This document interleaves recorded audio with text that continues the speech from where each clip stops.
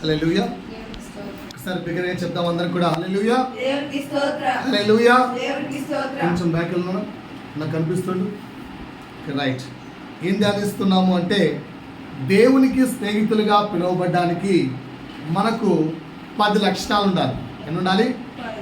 10 లక్షణాలు ఉండాలి. అందులో మొదటి లక్షణం ఏం చెప్పాను? అనుమానము లేని విశ్వాసం ఉండాలి. రెండోది ఏం చెప్పాను?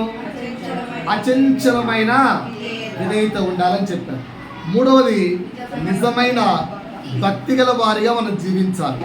4 నిజాయితీగా మాట్లాడడం నేర్చుకోవాలి. 5 దేవునికి అత్యున్నతమైన ప్రాధాన్యత ఇవ్వాలి. 6 దేవునితో సమయాన్ని గడపాలి. 7 నమ్మకమైన వారిగా జీవించాలి. నమ్మకమైన వారిగా జీవించాలి. ఈ 7 మాటలు అర్థమయ్యాయా? ఇంకొంచెం లోతుగా వెళ్దాం. ఈరోజు నాతో కొంచెం మీరు మాట్లాడితే ఆనందిస్తాం. నాతో కొంచెం మీరు మాట్లాడితే ఆనందిస్తాం. ఏం ప్రార్థన చేశారంటే, ప్రభువా ఈరోజు నేను అడిగే ప్రతి అంశం హృదయపూర్వకంగా ప్రతి విశ్వాసి అడుగునుగాక, అడిగిన ప్రతి వారి జీవితంలో నెరవేర్పు మీరు మీ చిత్తానుసారం దయచేయండి అని ప్రార్థించారు. మరి మీ ఇష్టం, మీకు కావాలో వద్దో మీరు డిసైడ్ చేసుకోండి. నేనైతే ప్రార్థించాను. ఒక చిన్న మాటలు అడుగుతూ ఉంటాను. నాతో పాటు ఎస్ ఆర్ నో మీకు కావాలంటే రాసుకోండి. అది జరగకపోతే ప్రభు దగ్గర కూర్చొని మరలా అడుగుదాం. ప్రభువా వాగ్దానం చేసావు కదా, ఎందుకు నా జీవితంలో జరగట్లేదు అని అడుగుదాం. రాసుకుంటారా? రైట్. మొదటిది, నా కుటుంబంలో దేవుడు నివసించాలి అని ఎంతమంది కోరుకుంటున్నారు? నా కుటుంబంలో దేవా నీవు నా కుటుంబంలో నివసించాలని నేను కోరుకుంటున్నాను అని వాళ్ళ చేతులెత్తండి. దేవా నీవు నా కుటుంబంలో నివసించాలని నేను కోరుకుంటున్నాను. రాసుకోండి.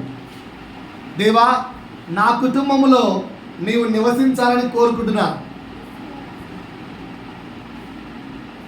మొదటి మాట, దేవా నా కుటుంబంలో నీవు నాతో నివాసము చేయాలని నేను మనసారా కోరుకుంటున్నాను. రాసుకున్నారా? మీకు ఇష్టమైతే రాసుకోండి. మాకొద్దు దేవుడు మాతో అనుకుంటే రాసుకోకండి, అవసరం లేదు. రాసుకున్నారా? దేవుడు మీతో కావాలా వద్దా? ఒక వ్యక్తి అన్నట, దేవుడు అయ్యా, ఊరికి దేవుడికి ఇవిడేంది ఏరా అంటే, దేవుడు వస్తే అన్ని కండిషన్లు పెడతాడు సార్, కండిషన్స్ వద్దు సార్, నాకు నీ ఇష్టం. దేవుడు నాతో నా కుటుంబంలో జీవించాలని నువ్వు కోరుకుంటున్నావా? ఎస్ అయితే నీ ఇష్టం. రెండవది, నా బ్రతుకు లేదా నా జీవితం చీకటిమయం కాకుండా వెలుగులో నడవాలని కోరుకుంటున్నాను సార్. ఎంతమందికి ఉంది ఆశ?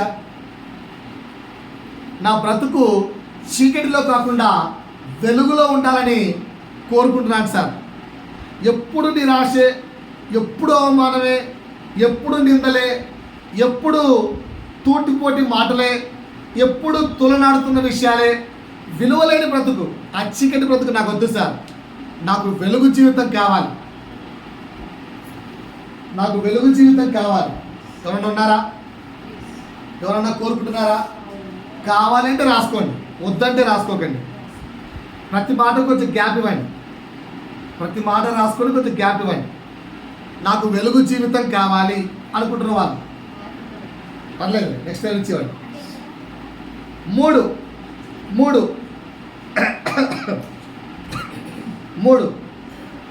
సార్, బ్రదర్ నా జీవితంలో నెమ్మది కావాలి బ్రదర్. ఎవరన్నారా? నా జీవితంలో నాకు నెమ్మది కావాలి బ్రదర్, నెమ్మదిని కోరుకుంటున్నాను అనే వాళ్ళు కూడా రాసుకోవచ్చు. నెమ్మదిని కోరుకుంటున్నాను, ఇవన్నీ మీ జీవితంలో వచ్చేస్తాయి. రాసుకోండి. నెమ్మదిని కోరుకుంటున్నాను అనే వాళ్ళు రాసుకోవచ్చు. నా బ్రతుకులో లేదా నా జీవితంలో నేను నెమ్మదిని కోరుకుంటున్నాను అన్న వాళ్ళు రాసుకోండి. రాసుకున్నారా? నాలుగో మాట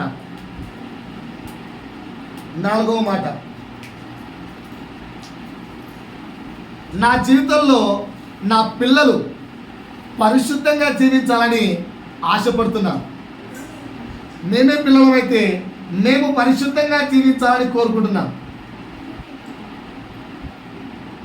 తల్లిదండ్రులైతే నా పిల్లలు పరిశుద్ధంగా జీవించాలని, క్రీస్తులో జీవించాలని, క్రీస్తుతో జీవించాలని ఆశపడుతున్నాను అని పేరెంట్స్కుంటే రాసుకోవచ్చు.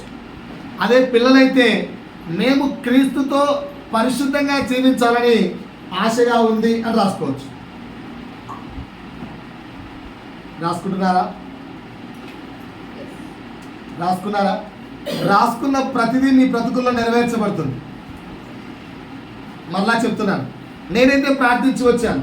మీకు వద్దు అంటే రాసుకోకండి, నేనేమన్నా. 4 మాటలు అయిపోయాయి. 5వ చెప్తున్నాను, బాగా నా వైపు చూడండి. ఆర్థిక, ఆరోగ్య, ఆత్మీయ, భౌతిక, ఈ 4 సంబంధమైన ఆశీర్వాదాలు నాకు కావాలి అనుకుని రాసుకోవచ్చు. ఓకేనా? ఏంటండి? ఆర్థిక, ఆరోగ్య, భౌతిక, ఆత్మీయ, ఈ 4 రకముల ఆశీర్వాదాలు నాకు కావాలి అని వాళ్ళు రాసుకోండి. ఈ 4 రకముల ఆశీర్వాదాలు దేవుళ్ళో నాకు కావాలి, లోకంలో నాకు వద్దు. దేవుళ్ళో కావాలనుకునే వాళ్ళు రాసుకోండి. వద్దా? కావాలి. అలా చెప్పాలా?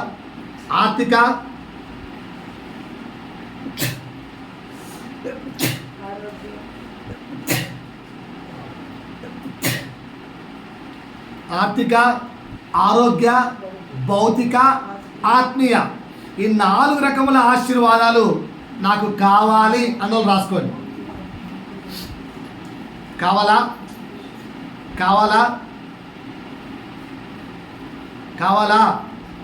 కావాలన్నో రాసుకోండి. 6 నా వైపు చూడండి. 6 చింతలేని జీవితం కావాలి సార్. చింతించని జీవితం నాకు కావాలి సార్. చింతలేని జీవితం నాకు కావాలి సార్. రాసుకోండి.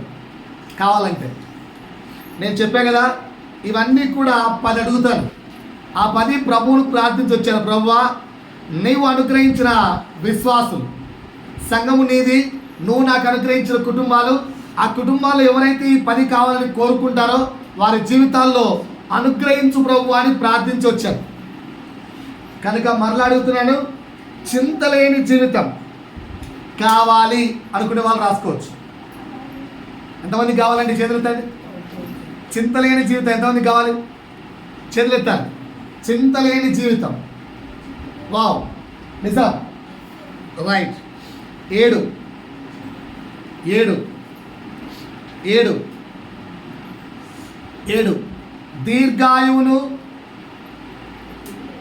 దీర్ఘాయువు, సుఖమైన జీవితం, శాంతి, ఈ 3 నాకు కావాలి సార్. మళ్ళీ చెప్తున్నాను, దీర్ఘాయువు, సుఖమైన జీవితంతో గడుపు సంవత్సరాలు, శాంతి నాకు కావాలి సార్. దీర్ఘాయువు, సుఖ జీవితంతో గడుపు సంవత్సరాలు, శాంతి నాకు కావాలి సార్. రాసుకున్నారా? పిల్లలు మీకు రావాలి, అలా చేయొద్దు, సైలెంట్. రైట్. రాసుకున్నారా? ఒక్కొక్కటిగా మరలా మీతో మాట్లాడతాను. ముందు రాసుకోండి. 10. 8 చచ్చిన వాటి బ్రతుకు నాకు వద్దు సార్. సజీవమైన బ్రతుకు నాకు కావాలి సార్. చచ్చిన బ్రతుకు నాకు వద్దు సార్. సజీవమైన బ్రతుకు నాకు కావాలి సార్. చచ్చిన బ్రతుకు నాకు వద్దు సార్. సజీవమైన బ్రతుకు నాకు కావాలి సార్.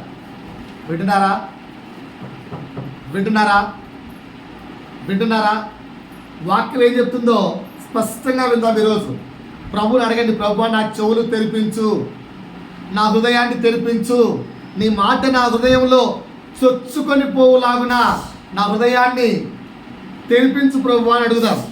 మాట్లాడుతున్నాను, చచ్చిన వారి వలె నా బ్రతుకు కాక సజీవుగా నా బ్రతుకు ఉండాలి ప్రభువా. కోరుకుంటున్న వారు ఎవరైనా ఉన్నారా? కోరుకుంటున్న వారు ఎవరైనా ఉన్నారా? రైట్. 9, ధన్యకరమైన జీవితం నాకు కావాలి సార్. నా వైపు చూడండి, ధన్యకరమైన జీవితం నాకు కావాలి సార్. ఎంతమంది కావాలి? ధన్యకరమైన జీవితం. రైట్.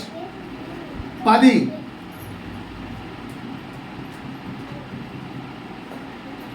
క్రీస్తు అనే బండ పైన నా ఇల్లు కట్టబడాలని నేను కోరుకుంటున్నాను సార్.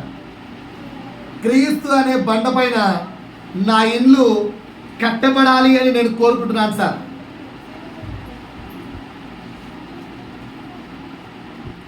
క్రీస్తు అనే బండ పైన నా ఇల్లు కట్టబడాలి అని నేను కోరుకుంటున్నాను సార్. క్రీస్తు అనే బండ పైన నా ఇల్లు కట్టబడాలి అని నేను కోరుకుంటున్నాను సార్. రాశారా?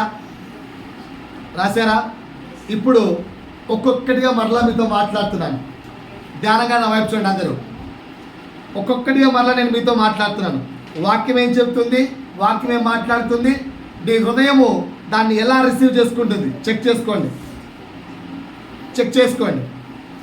వాక్యం ఏం మాట్లాడుతుంది. మొదటి ఏం చెప్పాను? నా కుటుంబంలో దేవుడు నివసించాలని కోరుకుంటున్నాను అన్న వాళ్ళ చేతులు ఎత్తండి. ఇతర వారు నా వైపు చూడాలి. దేవుడు నా కుటుంబంలో నివసించాలని కోరుకుంటున్నాను సార్. వాక్యం ఏం చెప్తుందో చూద్దామా? యోహాను సువార్త, నాతో పాటు వాక్యం చేయండి. కినా ఈ రూమ్లో ఉన్న వాళ్ళు చదవకండి వాక్యాన్ని, బయట ఉన్న ఇద్దరు సిస్టర్స్ చదువుతారు వాక్యాన్ని. యోహాను సువార్త 14వ అధ్యాయము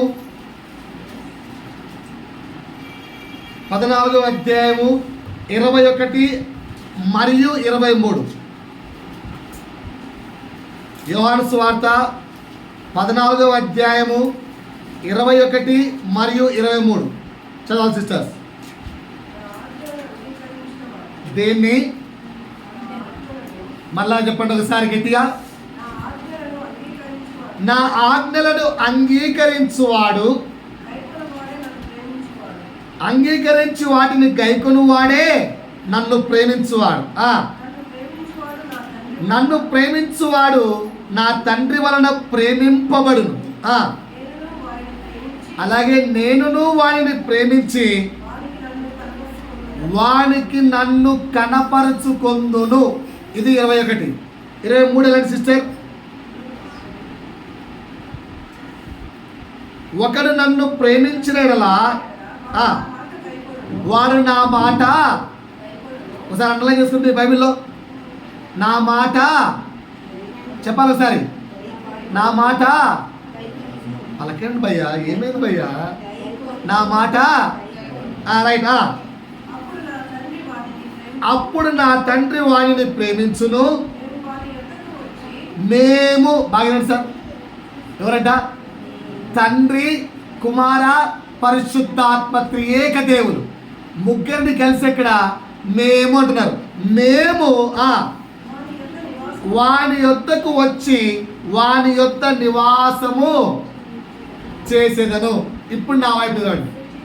మీ మనసులో కోరిక ఏంటి? తండ్రి, కుమార, పరిశుద్ధాత్మ త్రియేక దేవులు మీ కుటుంబంలో మీతో జీవించాలని కోరిక ఉందని తేలలేదా? దానికి ఏం చేయాలని బైబిల్ చెప్తుంది? ఏమి చెయ్యాలి అని బైబిల్ చెప్తుంది. పక్క వ్యక్తి చెప్పండి ఏం చేయాలి? సిస్టర్, బ్రదర్, మనతో పాటు మన కుటుంబంలో దేవుడు జీవించాలంటే ఏం చేయాలి? ఆయన ఆజ్ఞలను, ఇక్కడ నీ ప్రశ్న నువ్వే రాసుకో బుక్లో. ఆయన ఆజ్ఞలు అన్నీ నేను పాటించుచున్నానా? దేవుడు నీ కుటుంబంలో జీవించాలి అంటే నువ్వు చేయవలసిన ఒకే ఒక్క పని ఏంటి? ఆయన ఆజ్ఞలు గైకొనుట. ఆయన ఆజ్ఞలు అంటే తెలుసు కదా. ఎన్ని ఆజ్ఞలు ఉన్నాయి? పాత నిబంధనలో 613 ఆజ్ఞలు ఉన్నాయి. కొత్త నిబంధనలు ఎన్ని ఉన్నాయి? 1050 ఆజ్ఞలు ఉన్నాయి. అసలు ఆజ్ఞ అంటే ఏంటి? ఆజ్ఞ అంటే ఆయన మాట, ఖచ్చితముగా పాటించవలసినది, ఖచ్చితంగా పాటించవలసింది. ఒకవేళ పాటించకపోతే ఆజ్ఞాతిక్రమం ఏమవుతుందట? పాపం. సో మరలా చెప్తున్నాను, ఒకసారి మీ వ్యక్తులు పక్క వ్యక్తులు నిద్రపోతున్నారేమో, లేపి చెప్పండి, అయ్యా ఏమని ఏమని దేవుడు మన కుటుంబంలో జీవించాలి అంటే ఏం చేయాలి మనం? ఇది మొదలుకొని ఈ రోజు నుంచి ఏం చేద్దాం? ఆయన ఆజ్ఞలు గట్టిగా చెప్తామా? పాస్టర్తో చెప్పండి, పాస్టర్ గారు దేవుడు మా కుటుంబంలో నివసించాలంటే ఈ రోజు నుంచి మేము ఆయన ఆజ్ఞలు గైకొంటాము. ఆజ్ఞలు ఏం చేస్తాము? రైట్. రెండో మాటలోకి రండి. రెండో మాట ఏం చెప్పాను? బ్రతుకు వెలుగులో ఉండాలంటే కీర్తనలు 119, దాని పక్కన రెఫరెన్స్ రాసుకోండి. కీర్తనలు 119, 105.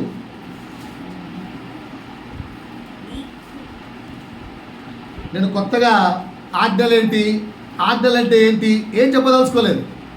ఆజ్ఞలు పాటించడం ద్వారా వచ్చే ప్రతిఫలాన్ని మీకు ఈరోజు చెప్పాలనుకున్నాను. ఓకేనా? రైట్. కీర్తనలు 119.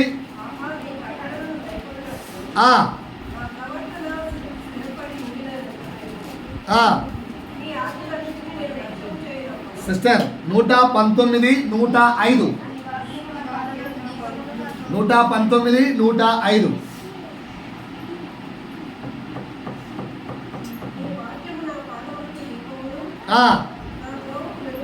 ఏమై ఉన్నాయి ఆయన వాక్యాలు? ఆయన వాక్యాలు ఏమన్నాయట? సో ఇప్పుడు ఒక్కసారి నా వైపు చూడండి. మీరేం కోరుకుంటున్నారు? అందరు మనుషులు కోరుకునేవే, అందరు వ్యక్తులు కూడా కోరుకునేవే. నేను కొత్త విషయాలు చెప్పట్లేదు, కానీ ఎక్కడ మిస్ అవుతున్నామో చెప్తున్నాను. అందరూ ఏం కోరుకుంటారు? నా బ్రతుకు వెలుగులో ఉండాలని కోరుకుంటారు. కోరుకుంటున్నావా జస్ట్ అనుకుంటున్నావా? కోరుకుంటే చేయాల్సిన పని ఏంటంట?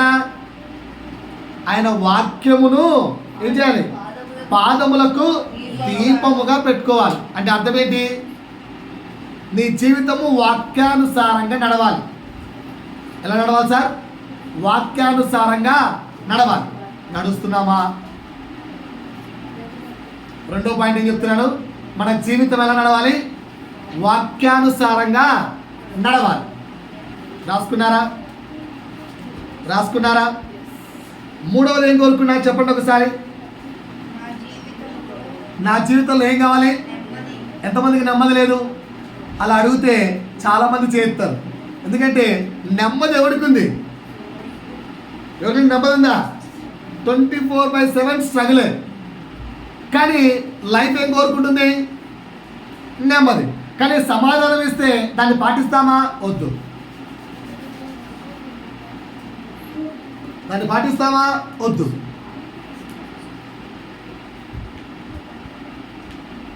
అర్థమవుతుందా? సరే, వాక్యం నాతో పాటి అదే శామ్స్ 119, 165.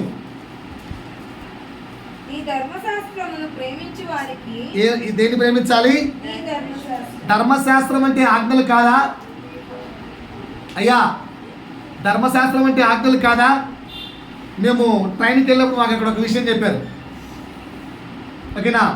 ఏకపత్ని వత్రై ఉండాలట, ఒకే భార్య. ఏమై ఉండాలి?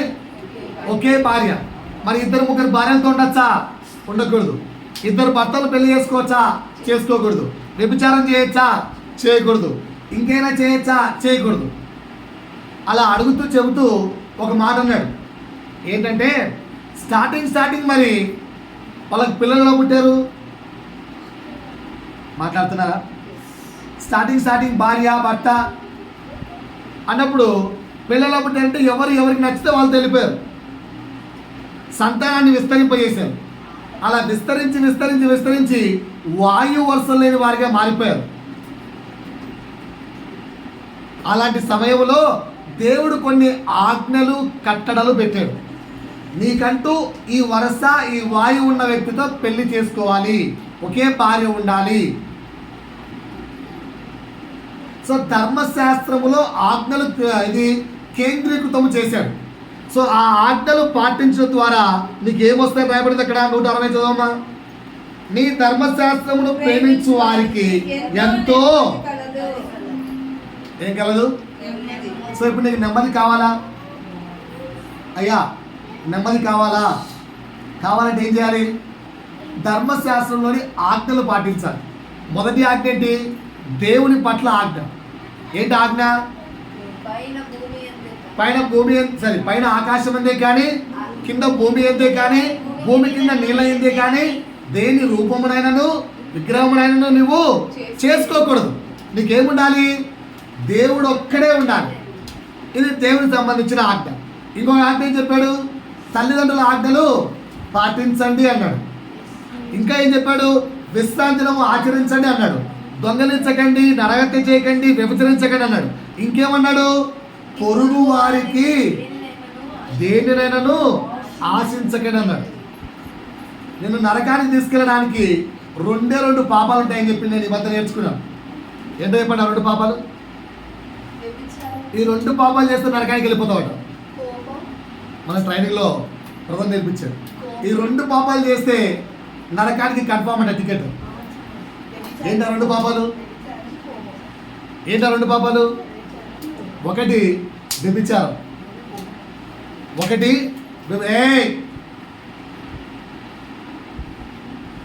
డిసిప్లిన్ నేర్చుకోమని చెప్పాను. మీరేం చేస్తున్నారు? లైన్లో కూర్చోండి. లైన్గా కూర్చోవాలి. SIT line. ఒకటి ఏంటి? వ్యభిచారం. 2 ఏంటో తెలుసా? ఎదుటి వాడికి తీర్పు తీర్చడం. ఈవెన్ భార్య భర్తకు తీర్పు తీర్చకూడదు, భర్త భార్యకు కూడా తీర్పు తీర్చకూడదు. ఈ 2 విషయాలు బైబిల్లో ఉన్నాయి. వ్యభిచరించిన వాడు నిత్యాగ్నికి పాత్రుడవును. నీ సహోదరుని నువ్వు ద్రోహి అన్న వెంటనే నువ్వు నిత్య అగ్నికి పాత్రుడవుతావు. ధర్మశాస్త్రములోని ఆజ్ఞలు పాటించడం ద్వారా నీ జీవితాన్ని ఆజ్ఞానుసారంగా జీవిస్తే నీకు కలిగేదేంటో తెలుసా? నెమ్మది. ప్రతి ఒక్క వ్యక్తి అడిగాడు, సార్ బ్రతుకులో నెమ్మది లేదు సార్. పాస్టర్ గారు బ్రతుకులో నెమ్మది లేదు పాస్టర్ గారు. అన్నా బ్రతుకులో నెమ్మది లేదన్నా. ఏం చేయాలన్నా? ఏం చేయాలి? ఆన్సర్ చెప్పాలి. అమ్మా పాస్టర్ అమ్మా ఏం చేయాలమ్మా? బ్రతుకులో నెమ్మది లేకపోతే ఏం చేయాలట? ధర్మశాస్త్రం అంటే ఆజ్ఞలు పాటించాలి. రాసుకోండి. ఎక్కడ? నీ హృదయ పలకల మీద వాటిని రాసుకున్న ఎడలా, నీవు వాటిని పాటించడలా నీకు నెమ్మది కలుగునని వాక్యం చెప్తుంది. మనమేమో వినుమట్టు వారమై ఉండి చెయ్యని వారిగా ఉన్నాం. ఎక్కడున్నా మాట? యాకోబు పత్రిక 1వ అధ్యాయము 22వ వచనంలో ఉంది. వినుమట్టు వారమై ఉండి దాన్ని చెయ్యని వారిగా ఉన్నాం. నెమ్మది వస్తుందా? సమాధానం వస్తుందా? రైట్. మీకు ఈ మాట అర్థమైంది అనుకుంటున్నాను. 4వ మాట ఏం కోరుకున్నారండి? నా పిల్లలు అక్కడే ఉంది చూడండి. పిల్లలు పరిశుద్ధంగా అంటే ఏం చేయాలి? 119:9 119:9 యవనస్తులు దేని చేత తమ నడతలు శుద్ధీకరించుకొందురు. దేని చేతట? దేని చేతట? నీ వాక్యమును బట్టి దాన్ని జాగ్రత్తగా చూసుకోవటం చేతనే కదా. ఒక్కసారి పేరెంట్స్ మా వైపు చూడండి. ఈ మాట నిన్నటి 3 రోజులు ట్రైనింగ్లో చెప్తే సిగ్గనిపించింది మాకు. నా వైపు చూడాలి 2 పేరెంట్స్. సిగ్గనిపించింది మాకు ఆ మాట విన్నప్పుడు. నేను కూడా ఒక దైవ సేవకుడిలా ఉంటాను, కానీ సిగ్గనిపించింది ఈ మాట విన్నప్పుడు. ఏంటో తెలుసా? ఎంతమంది పేరెంట్స్ ధైర్యంగా చెప్పగలరు నా పిల్లలు బాగు పరిశుద్ధంగా జీవిస్తున్నారని? ఎన్ని సంఘాలు వెళ్ళి అడుగుదాం ఆ మాట. అడిగితే కూడా ఎంతమంది చేస్తారు? ఆన్సర్ చెప్పండి. ఒక 10 మంది. Can you believe? ఒకవేళ సంఘంలో 100 మంది ఉన్నారనుకోండి, 100 మంది ఉన్న సంఘంలోకి వెళ్ళి అయ్యా మీ పిల్లలందరూ కూడా పరిశుద్ధంగా ఉన్నారు అన్నవారు దేవుడు చూస్తున్నాడని గ్రహించి చేతులు ఎత్తండి అంటే ఒక 10 మంది అన్న ఎత్తుతారా? సరే ఇక్కడ ఉన్న మీరు ఎత్తారా?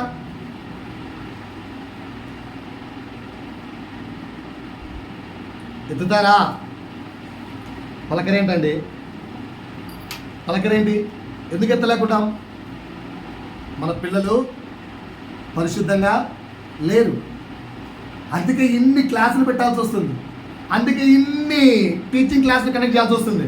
లవ్వులని, వ్యసనాలని, ఇంకని, ఇంకోటని, అల్లలని, యూట్యూబ్లని, ఇన్స్టాగ్రామ్లని ఎంతగానో చెడిపోతున్నారు.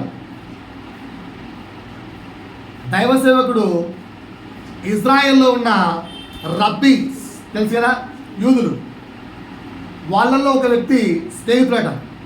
ఆయనకు ఫోన్ చేశాడట, అయ్యా పిల్లలు ఇలా చనిపోతున్నారు మా దేశంలో, ఏం చేయాలి, మీరేం చేస్తారని అడిగాడట. అన్నట మా పిల్లలు చెడిపోరు sir. Can you say that word? వింటున్నారా? అక్కడ వ్యక్తి అన్నట, మా పిల్లలు చెడిపోరు సార్, మా పిల్లలు చెడిపోరు సార్. మొబైల్ ఫోన్ ఇస్తున్నాం కదా సార్, అయినా మా పిల్లలు చెడిపోరు సార్. సార్ అడ్జస్ట్, మా పిల్లలు చేయరు సార్, మా పిల్లలకి ఇవేవి ఉండవు సార్. అదేంటి సార్ అంత గట్టి చెప్తున్నారు అంటే, మా పిల్లలు చేయరు. మనం చెప్పగలం ఆ మాట? ఏంటండి పేరెంట్స్, మనం చెప్పగలం ఆ మాట? ఎందుకో తెలుసా? వాళ్ళు ఒకటే మాట అంటారట, సార్ ధర్మశాస్త్రం చదవట్లేదా మీ పిల్లలు? బైబిల్ను మీరు చదువుతున్నారా? పేరెంట్, మీరు బైబిల్ చదువుతున్నారా? మీరు బైబిల్ చదువుతూ ఉంటే మీ యొద్ద నుంచి పిల్లవాడితో బైబిల్ చదివిస్తున్నారా? తీయండి ఒకసారి నాతో పాటు. ద్వితీయోపదేశ కాండము 6వ అధ్యాయము, ద్వితీయోపదేశ కాండము 6వ అధ్యాయము 4వ వచనం నుంచి చదవమ్మా గట్టిగా. చదవండి సిస్టర్. ఈ రూమ్లో వాళ్ళొద్దు, బయట చదివి గట్టిగా. ఎవరు వినము? మన ఇజ్రాయేల్ కాదా? దేవుని నమ్ముకున్న వారందరం మనమే. ఈ పాట మనకే. గట్టిగా ఆలోచిస్తారు, మనమంతా వినాలి. ఇజ్రాయేలు వినుము. ఓకే.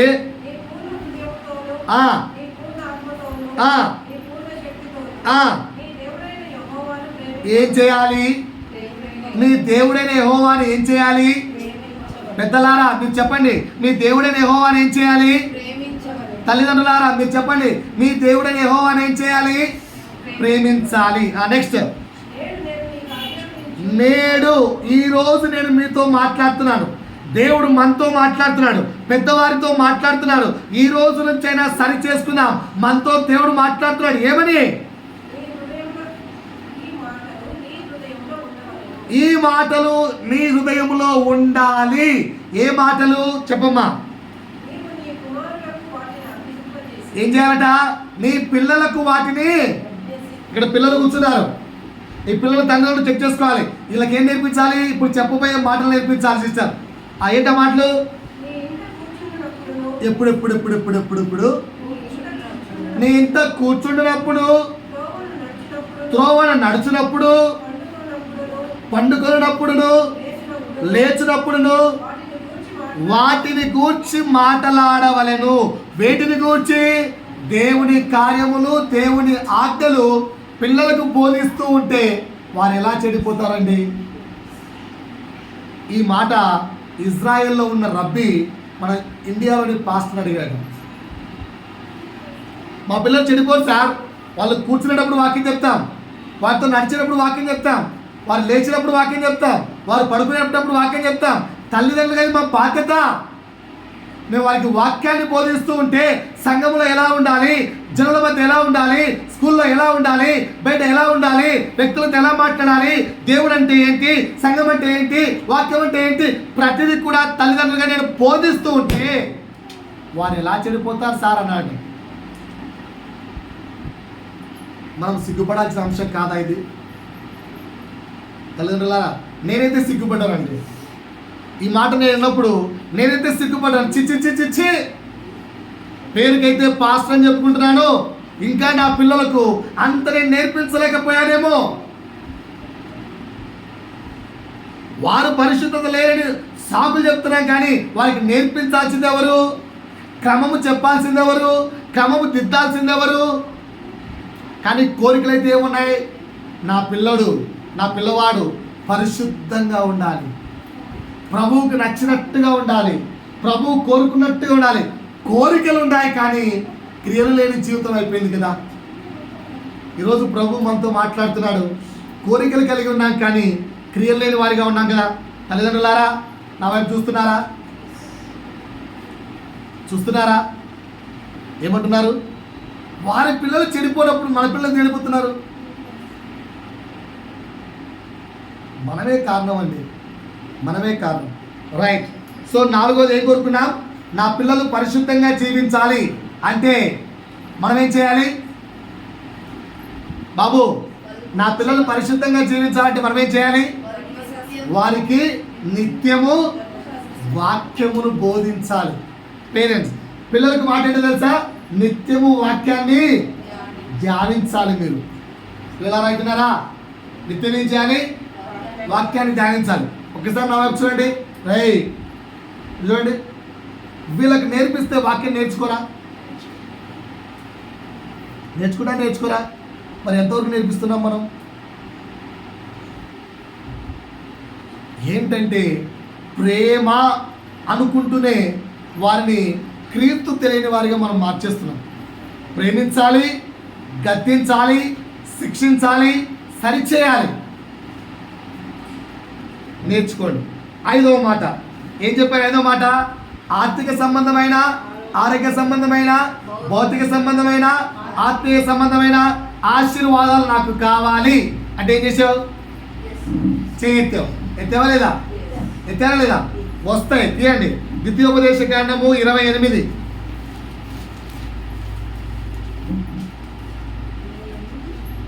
ద్వితీయోపదేశకాండము 28, 1 నుండి చదువుకుంటాలండి. నీవు నీ దేవుడైన యెహోవా మాట శ్రద్ధగా విని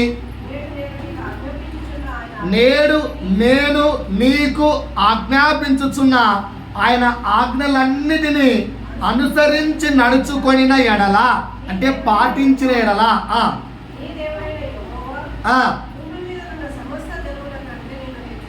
ఇంకేం కావాలండి? సమస్త జనుల కంటే నిన్ను హెచ్చించును. ఇది భౌతిక సంబంధమైన ఆశీర్వాదం. ఇంకా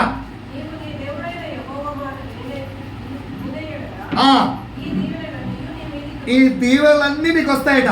దేవుడు ఎక్కడైనా మాట తప్పినట్టుగా బైబిల్లో ఉందా? బైబిల్ ఏం చెప్తుంది? ఆకాశము గతించును కానీ, భూమి గతించును కానీ దేవుని మాట అరపొల్లైనా పక్కపోదు. సో మనకు ఆశీర్వాదాలు ఆర్థిక, భౌతిక, ఆరోగ్య, ఆత్మీయ రావట్లేదు అంటే మనము ఆజ్ఞలు పాటించట్లేదు. పాటించు, బైబిల్ చెప్తుంది ఇవన్నీ నీతో ఉంటాయి. ఏంటి అవన్నీ? చదవమ్మా.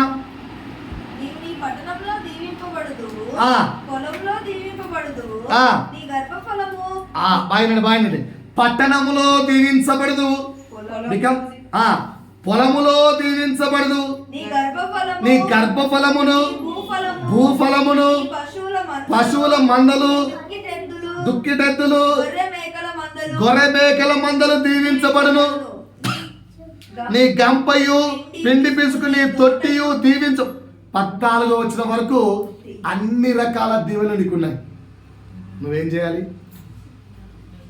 చేయాలి సిస్టర్స్, బ్రదర్స్? ఏం చేయాలి? మాకు ఆశీర్వాదాలు కావాలి. దేవా, మాకు ఆశీర్వాదాలు కావాలి. ఎట్టొస్తాయి? ఓకేనా? ఎవడన్నాట, నాకు తెలియదు భయ్యా, నేను కూర్చుంటా, నాకు 1,00,000 రూపాయలు కావాలి. కష్టపడకుంటే జీతం ఎట్టొస్తుంది?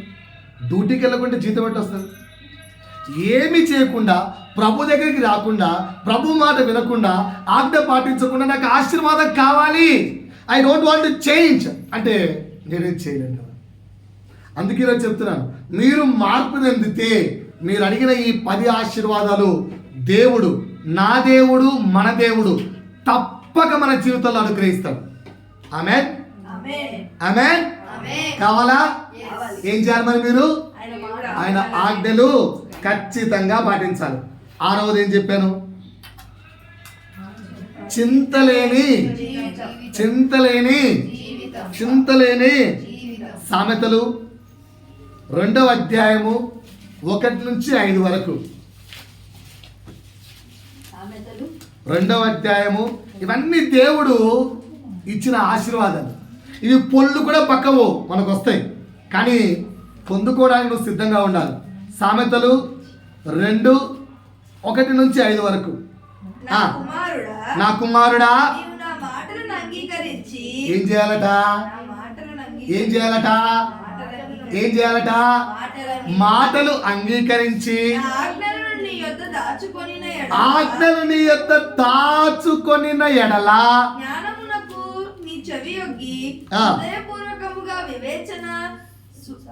అభ్యసించిన ఎడల, తెలివికై మొరపెట్టిన ఎడల, వివేచనకై మనవి చేసిన ఎడల, వెండి ఒక్కసారి నా వైపు చూడమా. మీ చెవిరింగిపోయింది అనుకోండి, ఎంతసేపు వెతుకుతారు? గోల్డ్ రింగ్ కింద పడితే ఎంతసేపు వెతుకుతారు? ఇక్కడ నుంచి అక్కడ దాకా నడుచుకుంటూ వెతుకుతారు లేదా? వెండి బంగారునే అంతగా వెతుకుతున్నప్పుడు అంతకు మించిన శ్రేష్టమైన దేవుని ఆశీర్వాదము అంతగా నువ్వు వెతికితే దేవుడు నీకు ఇస్తున్న మాట 6వ అధ్యాయం మత్తయి సువార్త 6వ అధ్యాయము 31 నుంచి చదవమ్మా. మత్తయి సువార్త 6వ అధ్యాయం 31 నుంచి 34 వరకు. కాబట్టి మనిషికి కావాల్సింది 3. ఏమి తిందుమా, ఏమి త్రాగుదుమా, ఏమి ధరించుకుందుమా అని చింతింపకుడి. ఏంటట మనకున్నవి 3గా. 24/7 రేపటికి మీల్స్ ఎట్ట, ఈరోజు ఉద్యోగానికి పోతే జీతం ఎట్ట, రేపు మా పాప బర్త్డే వస్తుంది బట్టలెట్ట, రేపు ఇంకోటి వస్తుంది అదెట్ట, ఇదెట్ట అదెట్ట. చింత.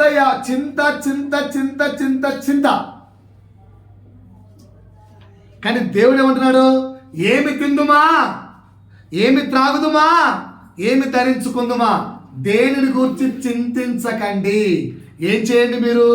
చదవమ్మా. ఏమి ధరించుకుందుమా అని చింతించకుడి. అన్యజనులు వీటన్నిటి విషయమై విచారింతురు. అన్యజనులు వీటి విషయమై విచారింతురు. ఇప్పుడు మనం ఎవరము? ఒక్కసారి నా వైపు చూడండి.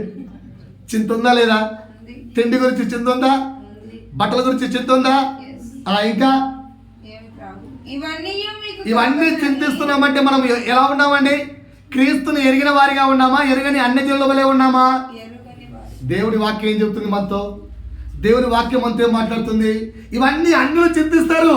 నీవు తండ్రిని ఎరిగి ఉన్నావు, ఆ తండ్రికి తెలుసు నీకేమి ఇవ్వాలో, ఎప్పుడు ఇవ్వాలో, ఎలా ఇవ్వాలో, ఏం చేయాలో. ఆయన ఇస్తాడు, ఆయన సమకూరుస్తాడు. కనుక నువ్వేం చేయాలట? కాబట్టి మీరు ఆయన రాజ్యమును నీతిని మొదట వెదకుడి, అప్పుడు అవన్నీ మీకు అనుగ్రహించబడును. రేపటిని గూర్చి చింతించకండి, రేపటి దినము దాని సంగతులను గూర్చి. ఇంత మంచి వాక్యం ఉంటే మనకి ఎందుకంటే చింత? చెక్ చేసుకోండి.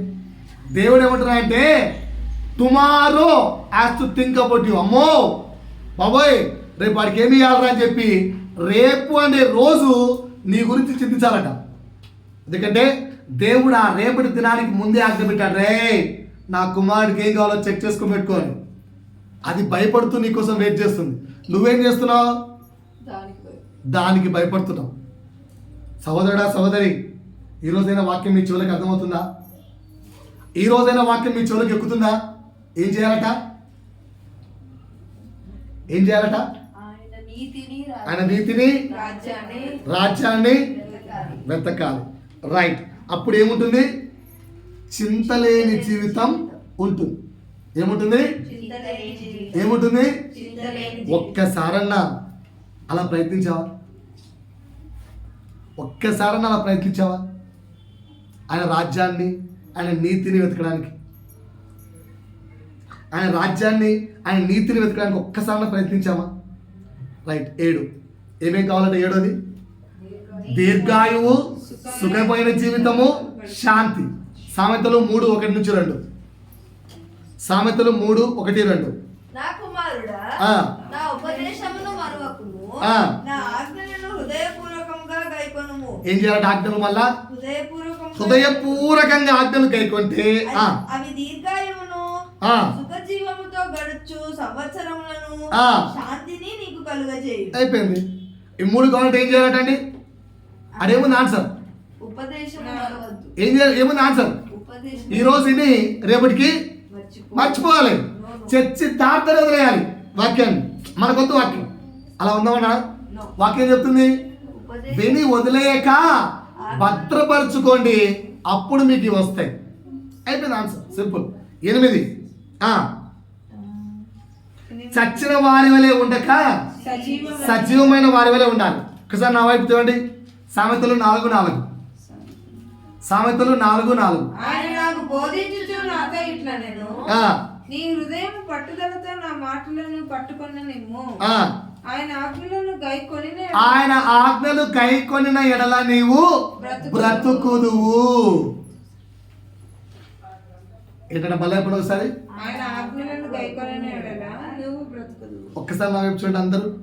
ఇక్కడ ఎంతమంది సజీవులుగా ఉన్నారు? Question, answer please. మీలో ఎంతమంది మేము సజీవులుగా ఉన్నాము అని అనుకుంటున్నారు? మీలో ఎంతమంది మేము సజీవులుగా ఉన్నామని అనుకుంటున్నారు? సరే, దేవుడు ఆదాముకు చెప్పిన మాట ఏంటి? ఈ మంచి చెడ్డల ఫలమును తింటే ఏమవుతుందట? చెప్పాలండి, మాట్లాడాలి, వాక్యం తెలుసు కదా. తింటే ఏమవుతుంది? మీరు చచ్చెదరు అని రాయబడింది. చచ్చిపోయారా? మరి చావడం అంటే ఏంటి? దేవునితో కనెక్షన్ తెగిపోవడమే చావడం. ఇప్పుడు చెప్పండి, మనలో ఎంతమంది సజీవులుగా ఉన్నాం? మనలో ఎంతమంది సజీవులుగా ఉన్నాము? Is there any connection with God? Is there any connection with God? Is there any connection with God? బాప్తిజం తీసుకున్నారు మన చర్చిలో, అందరూ బాప్తిజం తీసుకున్నారు. ఓన్లీ స్తుతి ఎక్కుతుంది అనుకున్నారు, స్తుతి కూడా అయిపోయింది. అందరు బాప్తిజం అయిపోయింది. ఎంతమంది బాప్తిజం తీసుకున్నారు? అందరు కదా. మరి బాప్తిజం అంటే ఏంటి? క్రీస్తులో జన్మించుట. ఆన్సర్ చెప్పండి.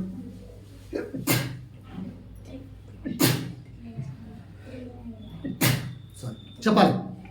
ఎంతమంది సజీవులుగా ఉన్నారనుకుంటున్నారు? చచ్చిన వారము అంటే ఇప్పుడు మోషేకి ఏం చెప్పాడు యేసు? దేవుడు ఎక్కడికి? పాలు తేనెలు ప్రవహించు దేశమునకు నేను మిమ్ములను తోడుకొని వెళ్ళలేదను. మోషే వెళ్ళాడా వెళ్ళలేదా? చేర్చబడ్డాడా చేర్చబడలేదా? ఎందుకండి?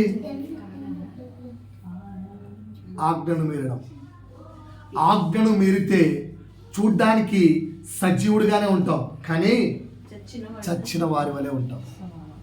అలా కాక నిత్య జీవ వారసుడిగా, సజీవమైన వాడిగా, క్రీస్తులో నిలిచి ఉన్న వాడిగా ఉండాలంటే ఏం చేయాలి? ఆజ్ఞలు పాటించాలి. రైట్. 9 ఏం చెప్పాను?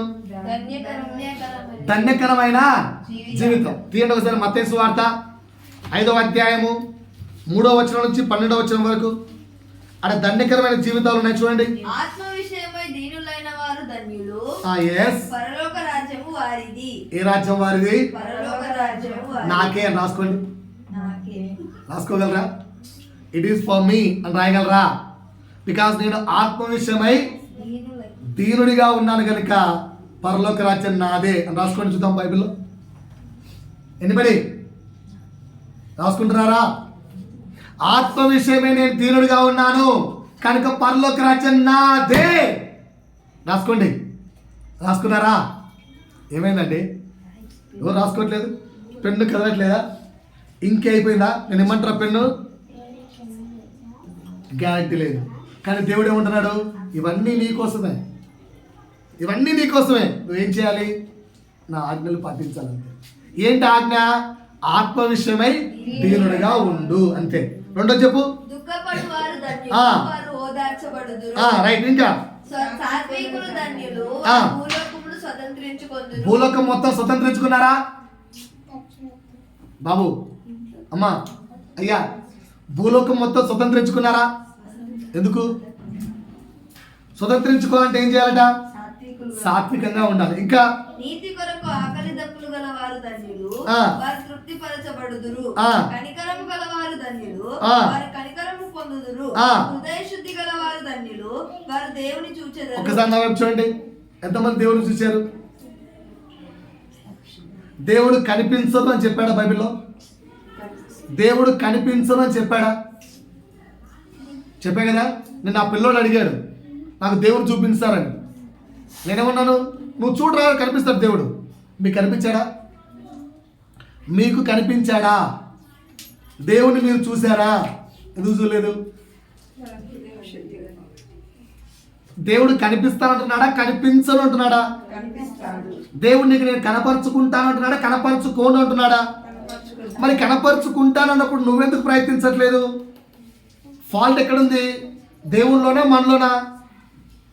పలకనేంటి సార్, ఫాల్ట్ ఎక్కడుంది? దేవుళ్ళలోనా మనలోనా? ఫాల్ట్ ఎక్కడుంది? దేవుళ్ళలోనా మనలోనా? ఆలోచించుకోండి. 9వ మాట చెప్పాను, ధన్యకరమైన జీవితం కావాలంటే క్లియర్గా అక్కడ ఇచ్చాడు ఏం చేయాలో. నువ్వు చేస్తే నీకు ధన్యకరమైన జీవితం, నువ్వు వద్దన్నా నీ వెనకమ్మడి పరిగెత్తుకుంటూ వస్తావు. చివరి మాట చెప్తున్నాను, చివరి మాట. నీ ఇల్లు ఎక్కడ కట్టుకోవాలి? ఇల్లు అంటే ఏంటండి? బిల్డింగా?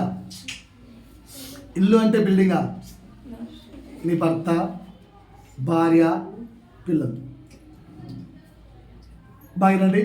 భర్త, భార్య, పిల్లలు. మేము ట్రైనింగ్కి వెళ్ళినప్పుడు మాకు ఇవే పరీక్షలు పెట్టారు. నీ కుటుంబం ఏ స్టేజ్లో ఉంది? దేవుడు కోరుకున్న స్థితిలో నీ కుటుంబం ఉందా అని పెట్టాడు.